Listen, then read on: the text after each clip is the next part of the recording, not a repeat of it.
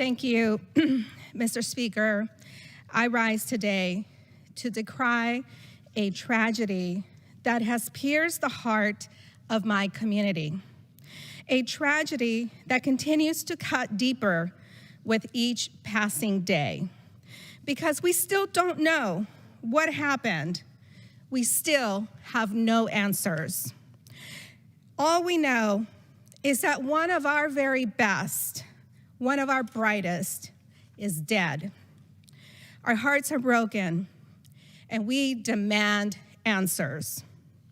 Army Specialist Enrique Roman-Martinez was a Chino native who makes the whole Inland Empire proud. He joined the Army before he was even old enough to vote. He begged his mother to sign the release forms. That's how committed he was to our country and to others. He was stationed at Fort Bragg in North Carolina and went camping in the Outer Banks over Memorial Day weekend with 7 other soldiers. We don't know what happened that night on May 22nd, but what we do know is it cost Enrique his life. And the 7 people who would seemingly have a lot of explaining to do, remarkably, had nothing to say. When a police officer walked up to their campsite the next day and asked those 7 soldiers to move their illegally parked vehicles, not a single one thought it was important enough to mention that someone that had been camping with them, their friend, their soldier, was missing from the night before. It took a full 17 hours before they spoke out and reported Enrique gone. And when they did so, they said they were worried that Enrique was suicidal.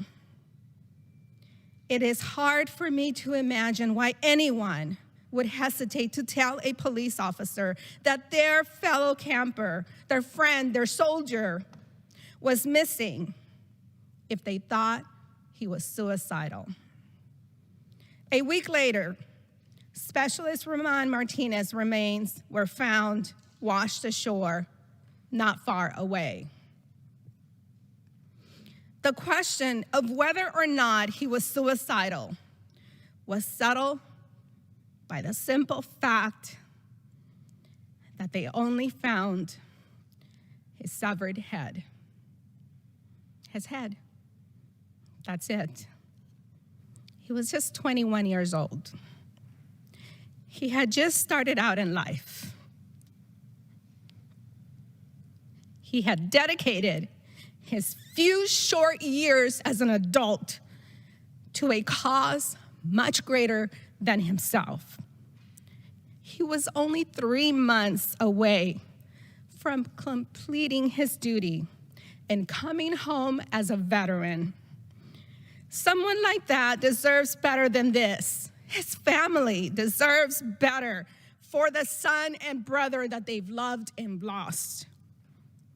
I would like to take a moment to talk about Enrique's family, his mother Maria and sister Griselda, because one of the most solemn duties our military has is a sacred duty as their commitment to leave no one behind on the battlefield. It is their duty to inform the family when something goes wrong. And as a mother of an Air Force veteran, I can tell you the fear of receiving the notice like that was with me every single day my son served. It is an ongoing unease in the back of your mind that never goes away. It is something I can still feel today. Now imagine if Enrique was your son. The only thing worse than a conversation like that is that if that conversation never happens, never. And that's what happened to Maria and Griselda. The army was so slow to inform the family that they've learned through media reports that their son had been mutilated through media reports. The medical examiner ruled Enrique's death a homicide on that Monday, and it took the army until Friday to reach out to the family. The lack of notice was bad enough, but the lack of answers is still far worse. It is time to hear more from the 7 individuals. Your silence isn't acceptable.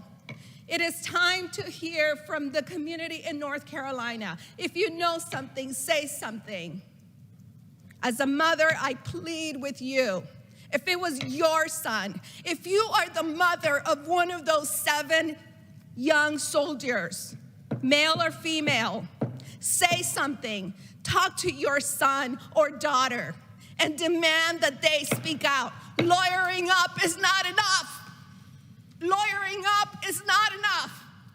They deserve to bury their son.